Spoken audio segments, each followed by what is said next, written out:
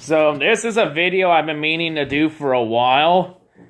By the way, how's it going, everybody? So, a video I've been meaning to do for a while, but I haven't really had the time to do it because, well, one, my work schedule, I've been busy. But, you know, I got a couple weeks here, so, yeah, I think I'm going to try and do this video that's also meant to be done.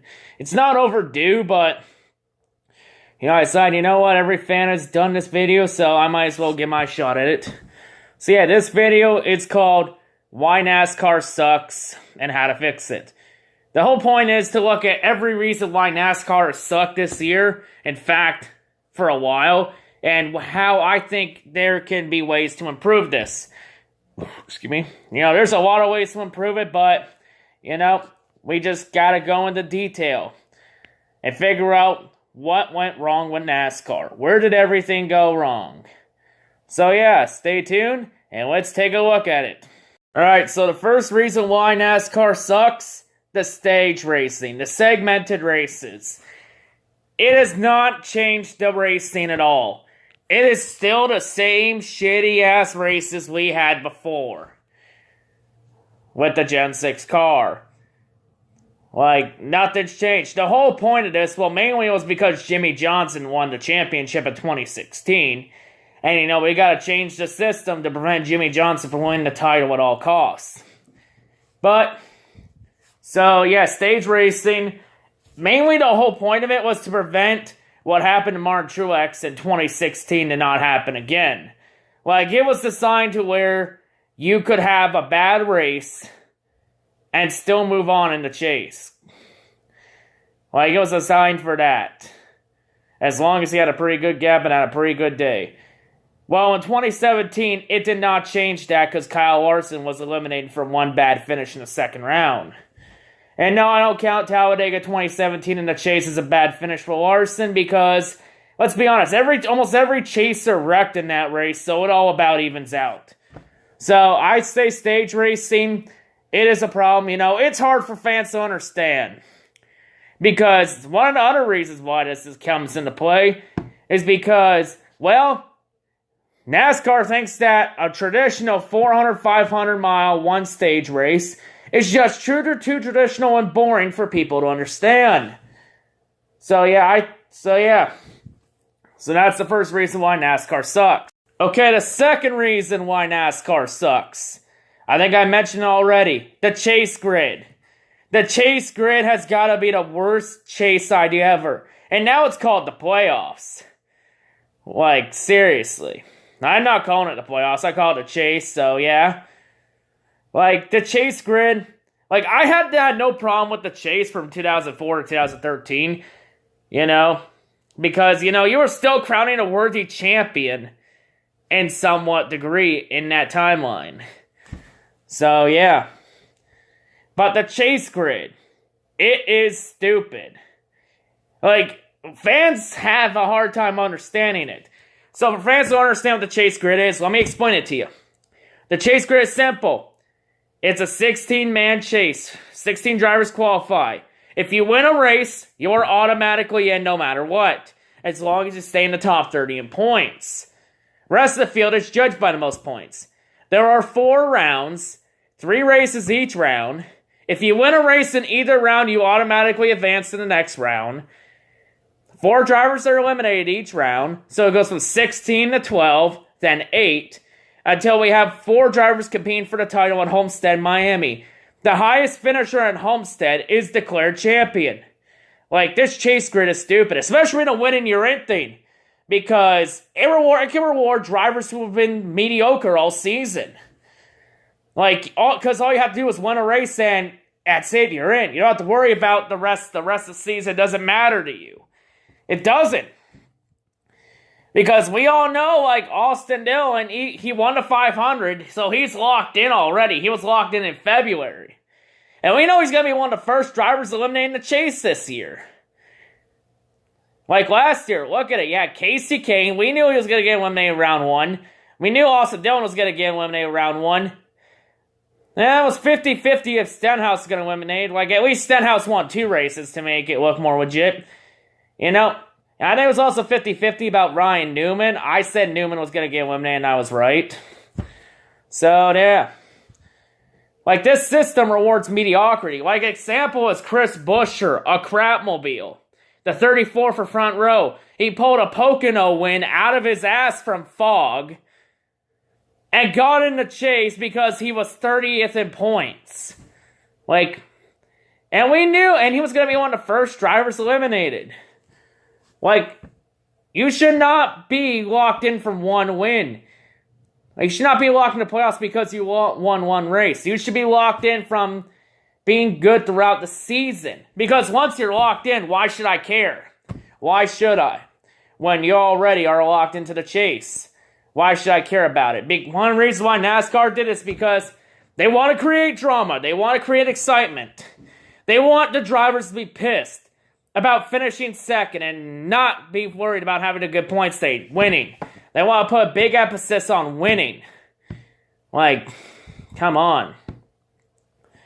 So yeah, like this chase grid, it is designed to where you can win 35 races and lose the championship from either finishing second at Homestead or hell, not having a good run at Homestead. You can lose the title by that. And now some people ask, but what about the 2007 New England Patriots that went 18-1 and lost in the Super Bowl? Well, let me explain that one. The Patriots didn't have to play every team that season. And football is not comparable to NASCAR. NASCAR is not a stick and ball sport. It is auto racing. Never has been a stick and ball sport. Never will be. Plain and simple as that. Mainly, the chase was good. I liked the 2004 format when it was where the top 10 drivers in points are locked in. The best driver, whoever has the most points in the last 10 races is declared champion. I had no problem with the format. I didn't have a problem with the 2007 format where it was the top 12 drivers in points. Now it was, the 2011 format where it's the top 10 driver in points and then the top 2 winningest drivers in position 11th through 20th in points were locked in with wild cards. I wasn't too worried about that because we were still crowning worthy champions still to an extent on that. But the chase grid, it is terrible. It rewards mediocrity. Example A, Ryan Newman 2014. Newman ran like complete dog crap that season, and then he pulls a strong chase run out of his ass by just finishing top 10s, running mediocre. Gets into the chase, gets in the Final Four because of Jeff Gordon getting dumped by Brad Keselowski at Texas. And yes, that was a dump. It was initially a bump, but it was turned into a dump when Gordon's tire went down. For anyone wondering. Like, imagine if Ryan Newman won the championship that year instead of Kevin Harvick. Like, could you imagine that? Like, and also, 2015, another problem with this chase grid is Kyle Busch's title run, where Kyle Busch was given a waiver after missing a third of the season from breaking a leg in an Xfinity race, which, by the way, he has no business being that series, might I add. And Kyle gets a free pass.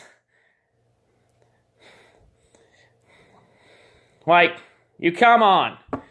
Like, Kyle Busch gets to miss a third of the season and compete for a championship, while everyone else has to compete every race to qualify for the chase, and Kyle gets a free pass. Like, you gotta be kidding me. Everybody wants to say, what about Tony Stewart? No, Tony shouldn't have been in the chase in 2016 either, because he missed a quarter of the season. But, no one will talk too much about Tony Stewart in 2016 because he was eliminated in the first round of the chase anyway. But, like, seriously. Like, this chase grid is terrible. It is one of the main reasons why NASCAR has really went downhill as of the last few years. Like, seriously. And even with the stage racing, the chase points and stage points, it doesn't matter anyway. Because whoever finishes highest at Homestead is still season champion. Like, the championship should be awarded to the best driver throughout the season. Not the best driver at Homestead. Like, come on. Alright, so reason number 3 why NASCAR sucks. NASCAR's incompetent decision making. Like, NASCAR has made so many bad decisions. Especially the caution clock in 2016. That's got to be one of the dumbest rules I've ever seen. One of the dumbest things they ever did. Like, seriously, come on. Like, NASCAR, they dug themselves into a hole because Brian France thinks what he's doing is right when it's the complete opposite.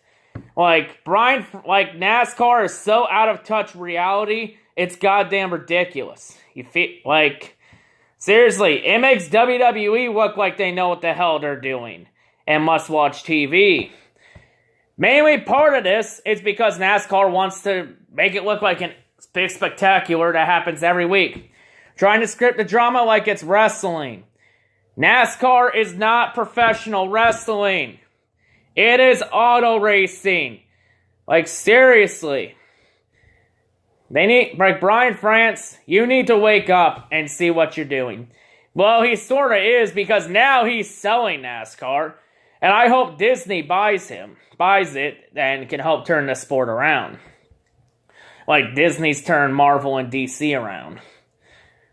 So yeah, incompetent decision making, that's reason number 3. Reason number 4 is why NASCAR sucks.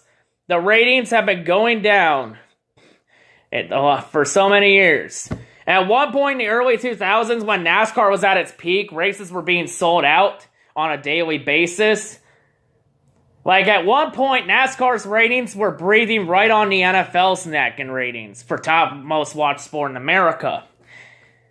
But, really, the ratings have gone down by more than 50% in the last 14 years. Mainly, it started in 2004. And I've actually got an example here of how far the ratings have gone down. So this is the Homestead race the last 3 years, their ratings. Let me list them down. Homestead 2015 had a rating of 7.6 million. That was Jeff Gordon's final race, might I add. 2016 Homestead, which was Tony Stewart's last race, by the way, and the race where Jimmy Johnson won a 7th championship, that race only had 6.1 million viewers, so in 1 year it goes down by 1.5 million. 2017, Dale Jr.'s last race, the ratings were 4.7 million, down by 1.4 million. And that's for Dale Jr.'s final race. Like, that's shocking. Like, you expect Jr.'s last race to be the most viewed, but it's not. Well, mainly part of that was because when Jr. missed the chase last year, fans decided to stop watching because Jr. was in the chase and decided, you know what, we're done. We're just going to stop watching early. Because I do guarantee if Junior didn't make the chase, I think a lot of Junior fans would still watch. But they would stop watching once Junior got eliminated. But yeah, ratings have gone down, and they can't afford to lose any more viewers. The ratings have gone down even lower. They're like almost lower than last year's. I think every race this year, I'm not sure, maybe 1 or 2 had more ratings. I'm not sure. Better ratings than last year, so we'll have to see. But yeah, ratings, that's a big part. Because no one wants to watch NASCAR. So if you're wondering where NASCAR went wrong, we have to go back to the moment it all began. The moment NASCAR jumped the shark. I'm not sure how many you people are familiar with TV logic, but there's a term called jumping the shark. It's that point where that show has that one high climax moment that begins its long spiral into cancellation. This term was used for the show Happy Days, where one of the episodes, the Fonz literally jumped the shark, and that moment began the show's decline in quality and ratings. You can translate this logic to the sports world, and if you think it's hard, some of these moments are easy to recognize.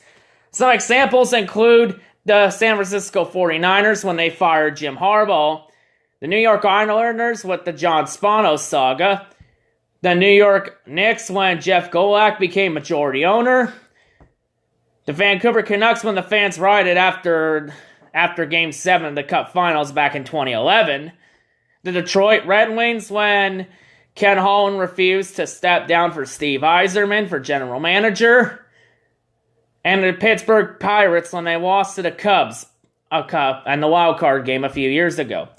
For NASCAR's, it has nothing to do with Jeff Gordon retiring or Tony Stewart retiring, or hell, even Dale Jr. retiring. To find this, yeah, granted, those were moments, but keep in mind, their careers were long and coming to an end.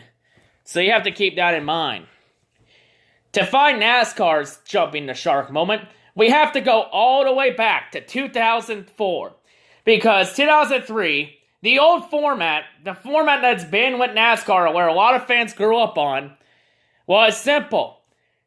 36 races. Whoever had the most points after 36 races was declared champion. So in other words, the best driver throughout the season was champion.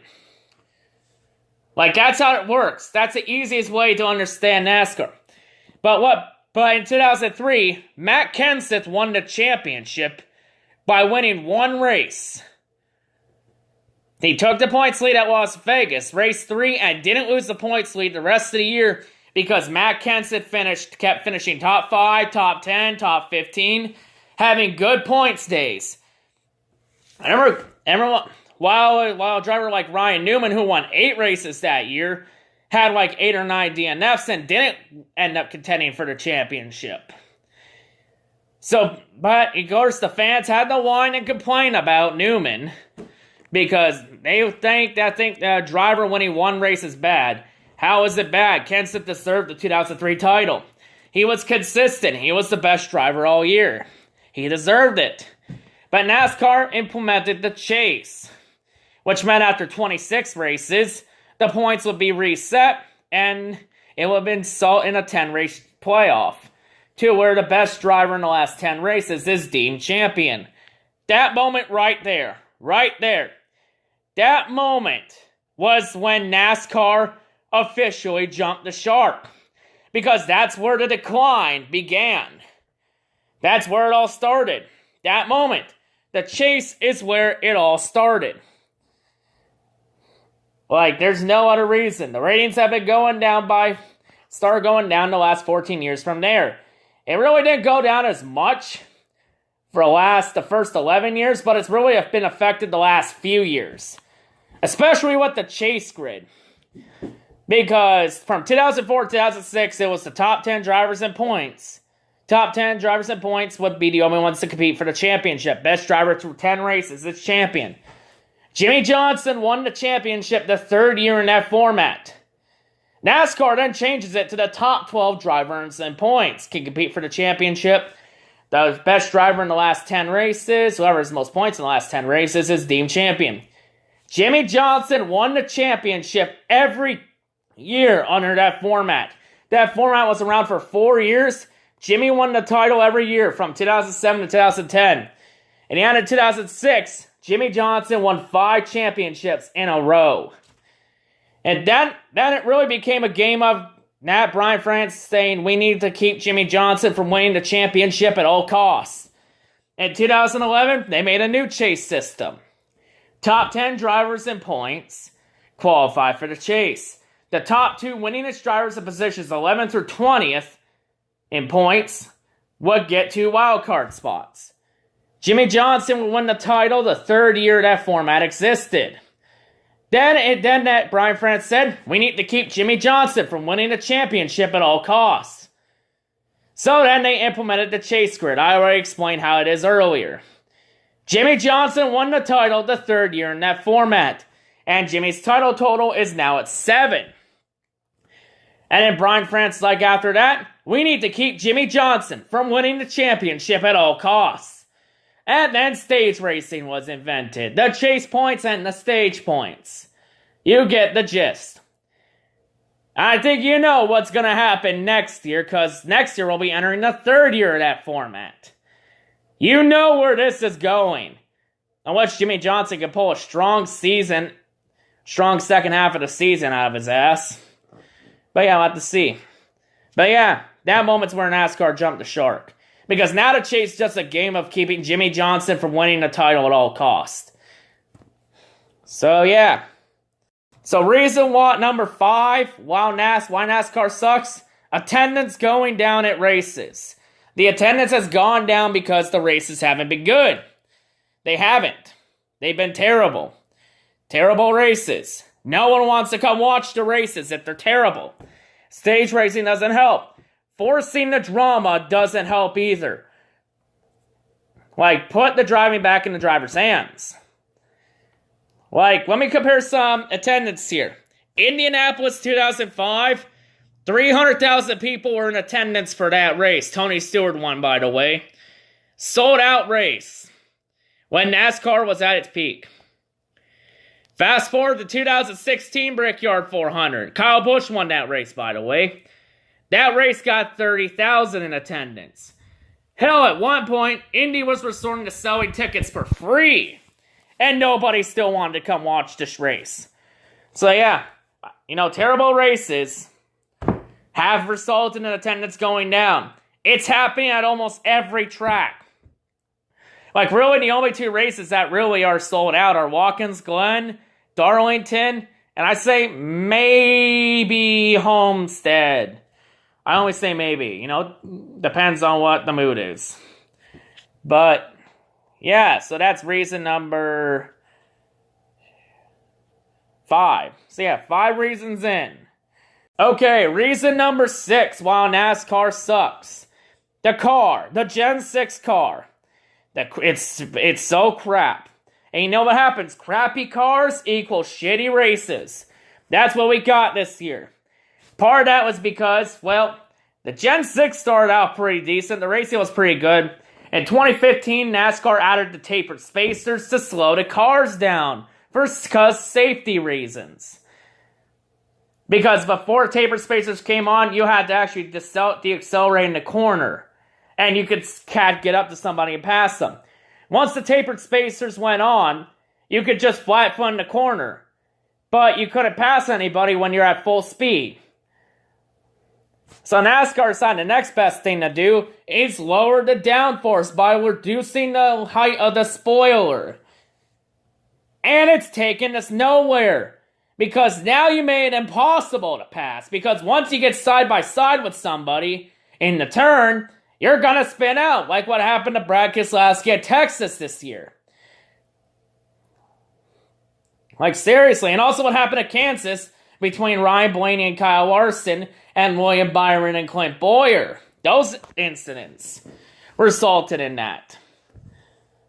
And also with these cars now, clean air is God. Like you can have a 20th place car and win the damn race because you're up in clean air.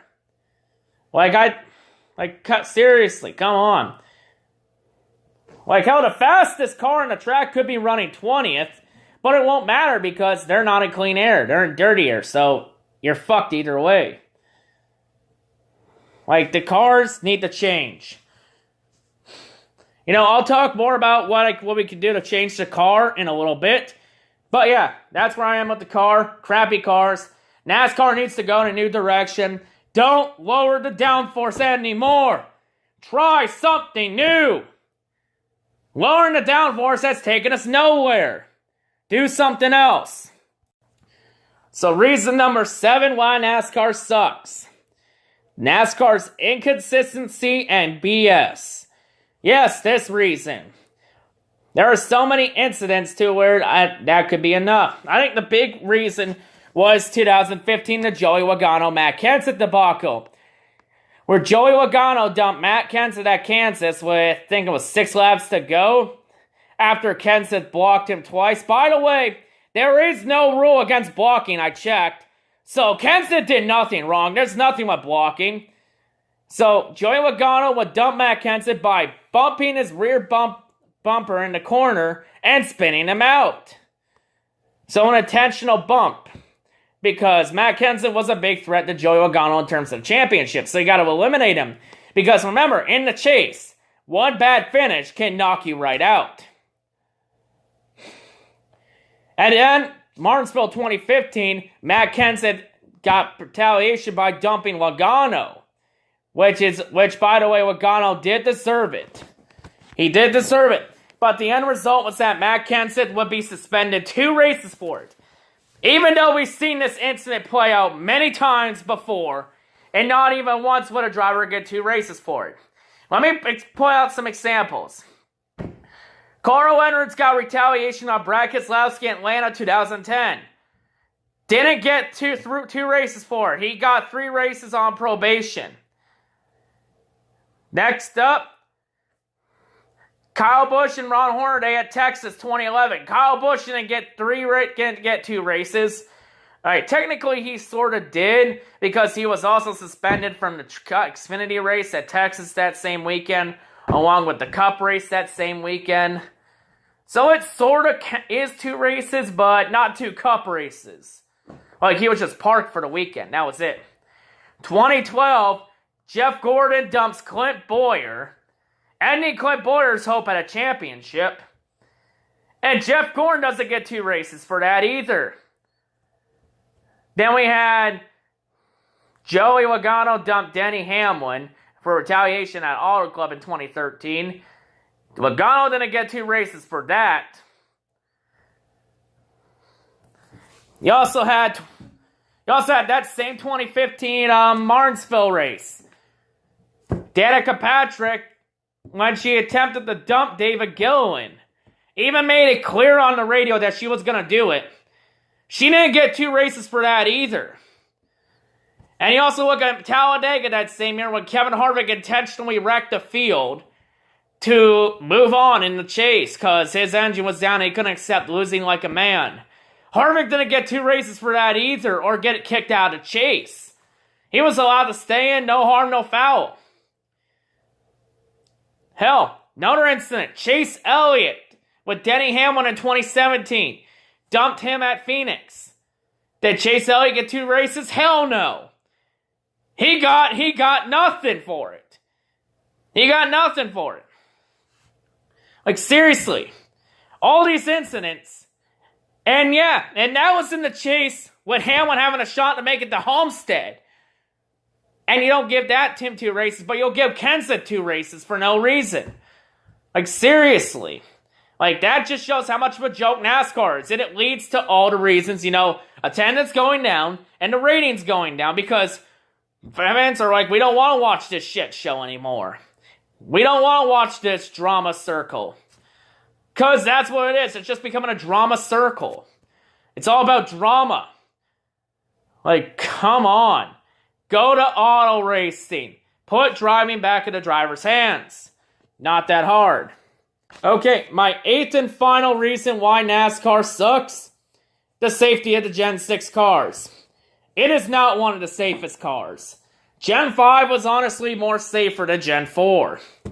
Gen 5, you only had 1 major injury, and that was Dale Earnhardt Jr.'s concussion in 2012 that caused him to miss 2 races. Like, the Gen 6 has had 4 major injuries. Those being Denny Hamlin's back injury at California in 2013 when I mentioned Logano dumped him. So, yeah, that caused Hamlin to miss, I believe it was 4 races. You also had Martin Truex breaking his hand at Bristol in the Bristol Night Race in 2013. Truex didn't miss any races, but he broke his hand, so it was sort of minor if he could continue the race. You also had Dale Jr.'s concussion in 2016 that caused him to miss the second half of the 2016 season. And then last year you had Eric Almirola's back injury that caused him, I believe it was to miss like 6, 7 races, I believe. Correct me if I'm wrong. Last year at Kansas. In a crash. So, yeah. And if you're wondering about Kyle Busch's injury, no, that doesn't count. That was an Xfinity race. A whole different car. So, Kyle Busch's injury doesn't count. And neither does Tony Stewart's back injury in 2016. Because Tony's injury wasn't even related to NASCAR. So, you have that. Along with Tony Stewart's leg injury in 2013 that caused him to miss the remainder of the 2013 season. I bet it was the last 14 races. Because that was a sprint car crash, a whole totally different ballpark, whole different racing circuit. There we go. There's the wording. And also, by the way, look at the chase grid. Every year, the chase grid has had 1 bullshit elimination. At least 1. There are times where it'll have 2. I'll put out some examples, and it's because of 1 bad finish. 2014 had Kyle Busch and Jeff Gordon from 1 bad finish. 2015 had Jimmy Johnson from 1 bad finish. 2016 had Martin Truex Jr. from one bad finish. And 2017 had Kyle Larson from one bad finish. And who will it be in 2018? We will have to see. So yeah, there are some reasons why NASCAR sucks. But now, it's the big point. We're now going to go into reasons why to improve NASCAR. How to make it better. How to get back on the right track. So the first way to improve NASCAR, eliminate stage racing. Stage racing has to go. It is not a long-term answer. Yes, it does reduce the number of BS cautions, but they haven't called any BS cautions after we called Brian France out after Richmond 2017 with that bullcrap. Like, it's a gimmick. It is a joke. It is a joke. It changed nothing. It changed nothing. I'm serious. It did not do anything. It was designed to prevent what happened to Truex in 2016 to not happen again, and it happened to Larson, like I mentioned earlier. Like hooray for useless changes, might I say. So I think if you eliminate stage racing, go back to normal racing, I think you'll be better off with that. Just let the drivers do the racing. No automatic cautions, no nothing. Unless it's a competition caution, I guess, for the rain. I guess that's okay, but still, just let the drivers race. Like, let them actually race. Alright, the second way to improve NASCAR, this is a controversial one. Eliminate the chase. The chase has to go. It is a gimmick, especially the chase grid. Because the chase grid is designed to where we can have that Game 7 moment. The Game 7 moment is a joke. It is a gimmick. Get rid of it. We don't need it. We're going to Stanley Cup, NHL, they haven't had a Game 7 in the Cup Finals since 2011. The last NBA Finals to go to 7 games was 2 years ago between Cleveland and Golden State when Golden State blew a 3-1 lead. Well, the World Series the last couple years have had Game 7s. Excuse me. And yeah, that's all the major sports to have best of blank set series. Like, get rid of the Game 7 moment. You know what? If you have to keep the chase, go back to the 2004 format, I guess. Where you could still crown worthy champions. You're still crown worthy champions to an extent. Like, let me point something else. Without the chase, Jeff Gordon would have 7 titles. Gordon would win the titles in 95, 97, 98, 01, 04, 07, 2014, the year before Gordon retired. Kevin Harvick would have only 3 championships, those being 2010, 2014, and 2015 and 2016. Sorry. Jimmy Johnson would have 3 championships, being 2006, 2009, and 2013. So yeah, Kamikaze Games, you can cry wolf about the 2009 championship all you want. Jimmy Johnson was going to win that championship regardless. Carl Edwards would have won the title twice in 2008 and 2011. So Carl Edwards would get as fucked over as the fans. Tony Stewart would only have 2 titles. He'd win it in 2002 and 2005. Brad Keselowski would still win the 2012 title regardless, so he earned that one fair and square. Truex would still win the 2017 title no matter what, so he earned that one fair and square. You know? And probably at this rate, Harvick's going to win the... Like, without the chase, I think Harvick will be the 2018 champion. With the chase, we're going to have to see. You know, we still got 14 races till we even get to the chase. Like, the chase doesn't start till September, and it's May. But yeah, I say eliminate the chase. Best driver throughout season wins championship. Go to a format people can easily understand. Don't make it confusing. Because if you make it confusing, they're not going to stay.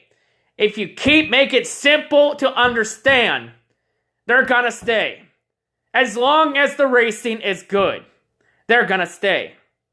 Make it simple for people to understand. Don't make it hard. Making it hard is going to drive them away. Making it easier is going to keep them. Like, it's that simple. Okay, the third reason to make NASCAR better. How to improve the car. I think Real Radman had a video on his channel, shout out to him by the way, on something called the X3 car, or, suggesting it should be the Gen 7 car. It looks pretty promising. So, but I know that we just ran the All-Star package last weekend. I really like that package. I think it should be the package now. Some changes I would make to it though. Remove the splinter. The splinter has to go. It solves a lot of problems.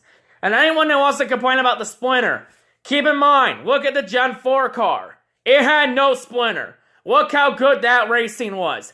That was probably the best generational racing we had with the cars. Gen 5 was okay, especially after the spoiler came back on. Mainly Gen 5 was designed for safety, which it did do its job.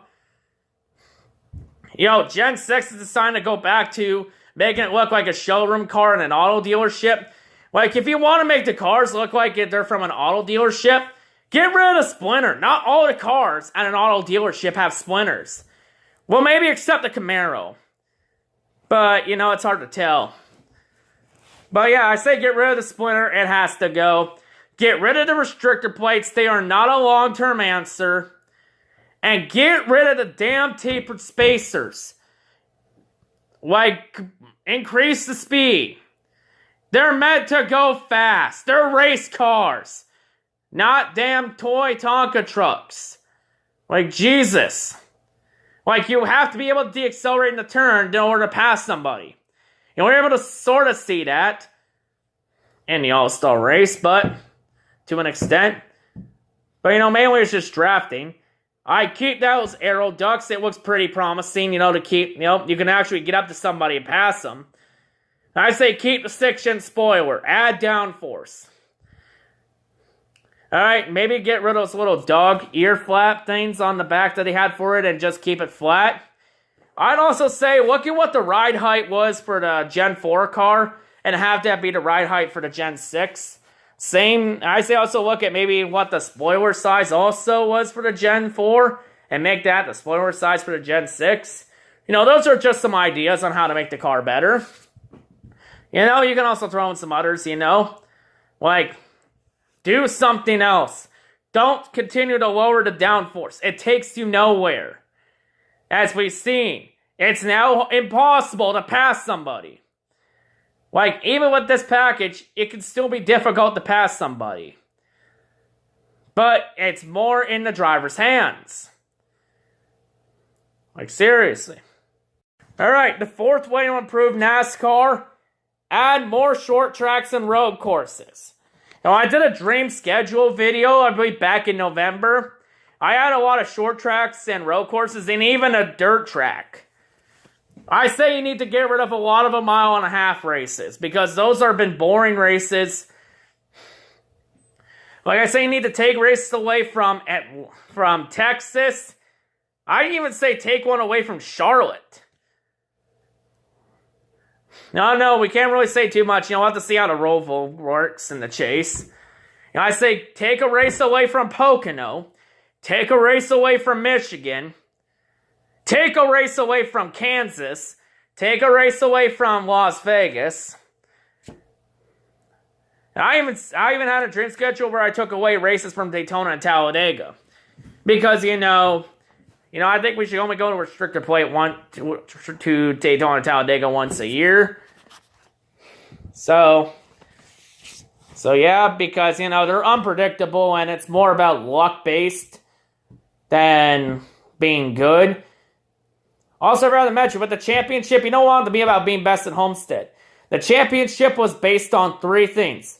Consistency, skill, and luck. That's how the championship has been before the chase came into effect. So I think you need to go back to that. But to my point, some short, I say we need to go to more short tracks. Let's go to Iowa. Let's go to Gateway. I even said let's go to Eldora. Go to a dirt track for the Cup Series. Hey, I even said let's go to Milwaukee, to the Milwaukee Mile. Maybe try and fix up Rockingham and North Wilkesboro. Go back to there. Maybe even fix up Nazareth. Like, go to short tracks. What NASCAR grew up on was short tracks. Go to those. You know, road courses have been exciting races. I say we should go to more. Like, let's go to Road America. Let's go... Where else? I had quite a few road courses. I had Road America added. I also added the Austin, Texas, Circuit of the Americas. I also added road courses in Canada, Montreal. I say another thing that could improve NASCAR is maybe go international with the Cup Series. Like, make trips over the border, maybe go to Canada, and maybe go to Mexico to Autodromos.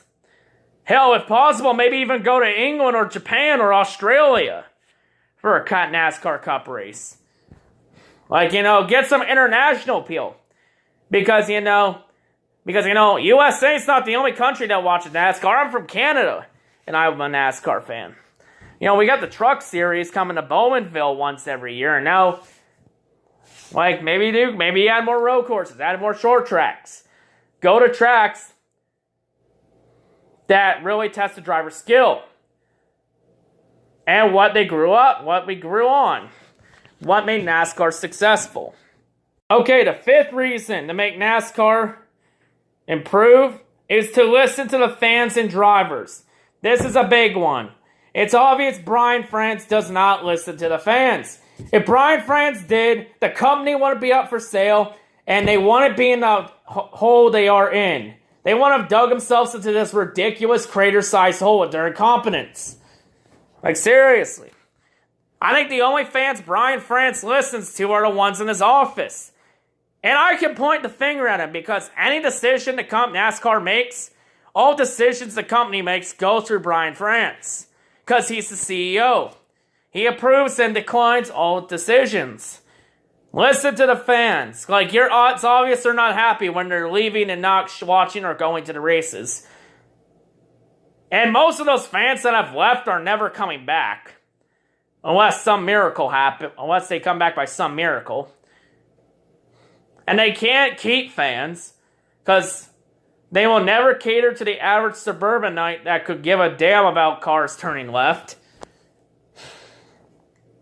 Well, you need to do that. You know, you need to listen to drivers because drivers are afraid to now speak their opinion because Denny Hamlin spoke about the car in 2013, got fined $25,000 for it. Tony Stewart talked about NASCAR, got fined $25,000 for it in 2016. Like, drivers and owners are afraid to talk about NASCAR, talk bad about it, because if they do, they're going to get fined like nobody's listening. Like, seriously. Well, Keselowski talked bad about the car at Texas, and he didn't get a $25,000 fine for it. So maybe another example of NASCAR's inconsistency and BS. Like, you know, there's so many examples where you know, I could just stop it right there. But continuing on, NASCAR, you need to do those two things. Like the fans are your heart and soul. They are your backbone. You gotta treat them like they're your backbone, not pieces of fucking shit.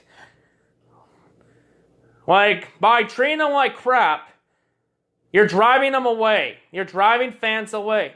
And it doesn't help when drivers tell them to go spend their money elsewhere. Like you can't do that. You can't afford to lose any more fans. So maybe if you actually listen for a change, you'd actually maybe can go somewhere with this damn company. Okay, I was going to end it there, but I'll do one more. Reason 6. This is a bonus one. I say another way to make NASCAR, to improve NASCAR, is add more manufacturers. Because right now there's mainly 3 manufacturers in NASCAR. Chevrolet, Ford, and Toyota. Well, Dodge is rumored to make it a comeback in either 2019 or 2020, so they'll be back to make it 4. You know, I say look at adding more manufacturers. Like maybe have some manufacturers be specific to one series. Like maybe have GMC be specific to the truck series. You know, have Nissan, have Honda, have Hyundai, have Subaru. Even try and bring back Pontiac. Like, I think more manufacturers would be great. You know, especially if you want to try and go with the win on Sunday, sell on Monday motto. Like, if you want to back up win on Sunday, sell on Monday motto to where a car you win and is in the showroom ready to be bought on Monday, then maybe add more manufacturers. Create dominant. Like create battles for teams to improve. I think it'd be great. Especially since we go to Michigan like twice a year. You know, Michigan International Speedway is 100 miles west of Detroit, where a lot of the auto industries are based out of, like Chevy, GM and Ford and Dodge and whatnot. So maybe do that. Add manufacturers. I think it'd be great. But yeah, I think I'm done rambling on. So yeah, this is my video on why NASCAR sucks and how to improve it. You know, remember, this is just an opinion, folks. Everybody has one. You don't need to put others down because they have a dissenting opinion because you don't like it or it rubs you in the wrong way. Like, don't need to be so naive. Alright, don't put others down. Just respect it's their opinion. Everyone's entitled to one. But yeah, I think I'm done. Let me know other ways you think NASCAR can improve in the comments section down below. So yeah, if you enjoyed this video, smash the like button. Or lick the like button as the NASCAR podcast, the NAB Talks, Iceberg, and WE did. Shout out to all three, by the way. Usually say with their live streams. You know, also, if you're brand new to the channel, subscribe for more content. And also tap the bell so you get more notifications for when my videos come up. So you don't miss a thing. But yeah, I've been C-Rad from C-RadTV. Hope everyone has a great day, and yeah, peace out.